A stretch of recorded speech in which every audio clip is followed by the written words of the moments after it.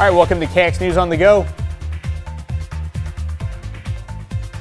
I'm Chance Cichlin. Thank you for joining us. A 21-year-old Kenmare man is now dead after a crash near Palermo. According to North Dakota Highway Patrol, the crash happened at around 12:30 early Sunday morning near 73rd Avenue North and 66th Street Northwest near Palermo. The 21-year-old man from Kenmare was driving a 2019 Volvo semi, hauling a tanker trailer traveling south when officers say he negotiated a curve wrong and entered the ditch, causing the semi to roll. Now, the Mountrail County Sheriff's Office, the Stanley Fire Department, and the Stanley Ambulance responded to the scene. However, officers pronounced the Kenmare man dead on scene. That crash is still being investigated by the North Dakota Highway Patrol. 2 people were seriously injured in a crash in Mandan. According to the North Dakota Highway Patrol, the crash happened on I-94 around 5:15 on Saturday. A 32-year-old Bismarck woman was driving a Nissan Altima south on the expressway, south of the railroad bridge when she left the road, entered the ditch, hit a concrete sign support, and then turned over. That woman and a passenger, a 38-year-old Bismarck man, were not wearing seatbelts and suffered serious injuries. They were brought to Sanford Medical Center to be treated. The crash is under investigation by the North Dakota Highway Patrol. In a separate incident, 2 17-year-olds from Mandan sustained minor injuries while a third 17-year-old was seriously injured in a crash. According to North Dakota Highway Patrol, the crash happened just before 10:30 Saturday night on Morton County Road 83 just north of 35th Street. One of the 17-year-olds was driving a Nissan Titan north on the gravel road and failed to negotiate a curve, causing the car to enter the ditch and overturn. Now, the driver and 1 passenger were not wearing seatbelts, while the second passenger was wearing their seatbelt.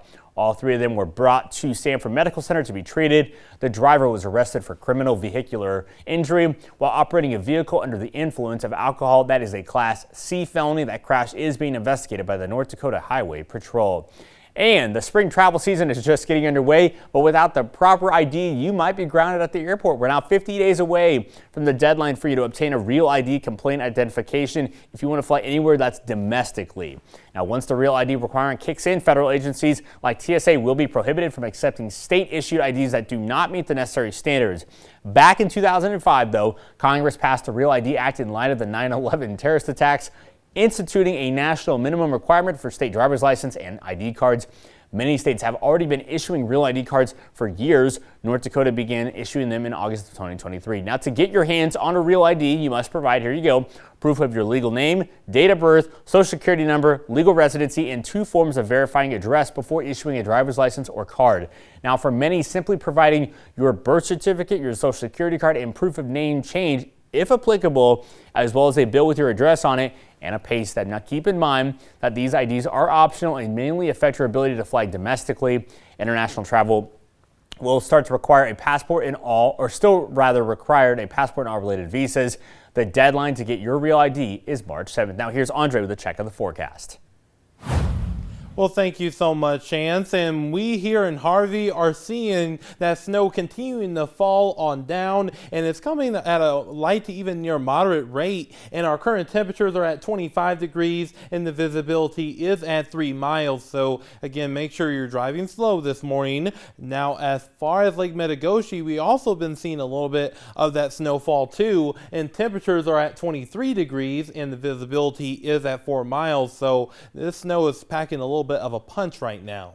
Now, as we head over into our current storm team radar, we are continuing to see that snow band here in the Magic City and a little bit of freezing rain just along Highway 83 just north of Bismarck, and this is just going to continue to progress its way towards the east over time. But looking behind here, it looks like it is mainly on the freezing drizzle sort of side. Now, as we head over into our current road report right now, we are seeing those conditions on the icy side and snowy side in our northern tier counties, including there in Williston and in Minot, and also in Devil's Lake and Grand Forks. So if you need to travel in these locations, make sure that you are driving a little bit on the slower side and plan ahead too. Now, as we head into our current temperatures, our temperatures right now are relatively on the cool side, mainly in the 20s and even a few places in the 30s. And as far as the visibility is still looking rough in those extreme northern counties, including there in Rolla at 2 miles. So again, take precautions.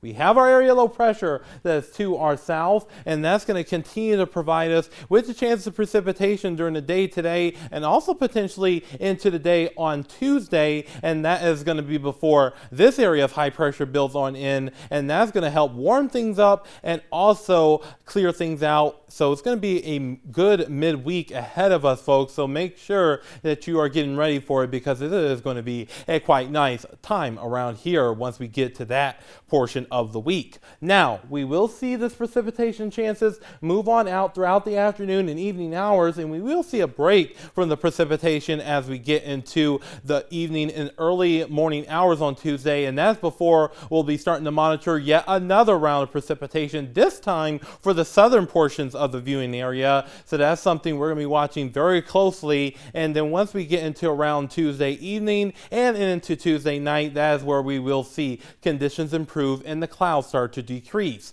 Now, our highs for today will mainly be in the 40s, which means guess what? Our spring meter will be at a level 2 for today. And once we get into tonight, folks, we will see those temperatures drop down into the teens and 20s. So it's going to be a rather chilly night. But once we enter into the next few days here, we will see a midweek warm up with temperatures climbing up into the 30s for Bismarck and Minot and into the 40s for Dickinson and Williston. For our Wednesday, however, we will see those temperatures increase into the 40s region wide and then into the 50s to even near 60 for the capital city for our Thursday. So that's something to look forward to. But once we get into Thursday night into our Friday, we will see a weak cold front move through and temperatures will drop back down into the 40s for Williston on Friday with those overall dry conditions still around. And once we get into Dickinson, we will see a carbon copy with temperatures dropping down into the 40s by Friday with those mainly sunny skies as well. Now for Minot, we will see those conditions continue to warm up through our Thursday, then dropping down into our Friday